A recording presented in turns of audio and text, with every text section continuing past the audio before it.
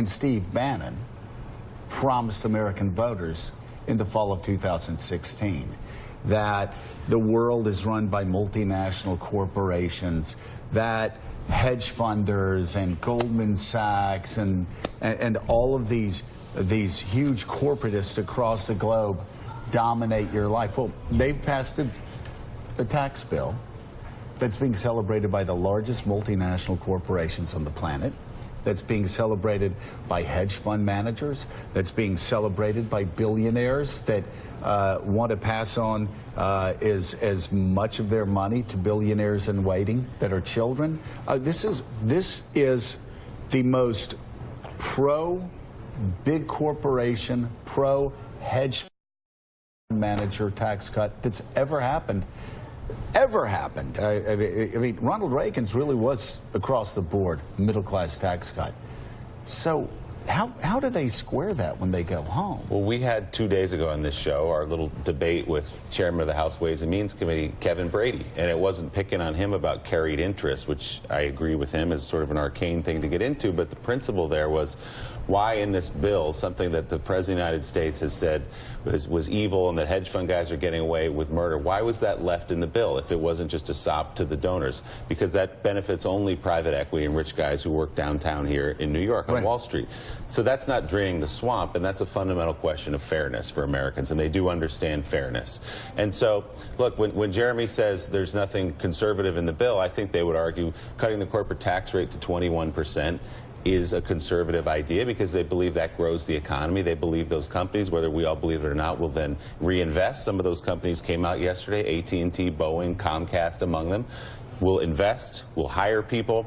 They believe that is a pro-growth strategy. They believe they're going to grow that $1.5 trillion hole that they blew in the deficit. So they would say that is pro-growth, that is conservative. But Heather, while Americans can't, some Americans don't understand carried interest.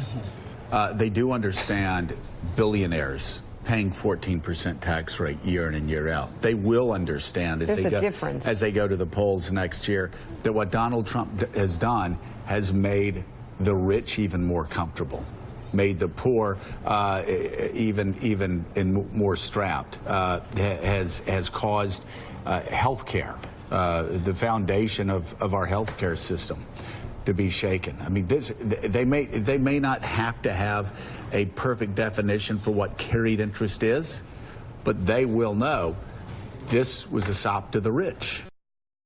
And they'll understand that this bill rewards wealth over work. That if you make your money because you inherited it from your wealthy parents, or if you make your money because you look at the newspaper and, oh, the stock market has gone up, and that's what you've done today. Great, I just made another $10,000. This is a windfall. But if you make your money in this country by pushing a broom, or driving a truck, or caring for people, you may get less than 1% increase in your after-tax income in 2019, but your health insurance premiums will go up by about 10%. And, you know, good news, Paul Ryan says next year we're going to use the excuse of the $1.5 trillion deficit to come after your Social Security and your Medicare.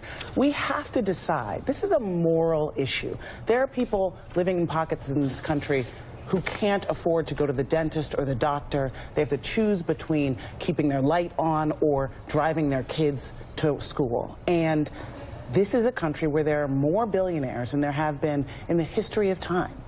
The American people, including the majority of Republican voters, think that corporations, actually large corporations, should have tax increases. So I absolutely understand that Republicans see that they have to pay back their donors or they will not be able to fundraise from them next year. But that is just a way to get your message out. Ultimately, the American people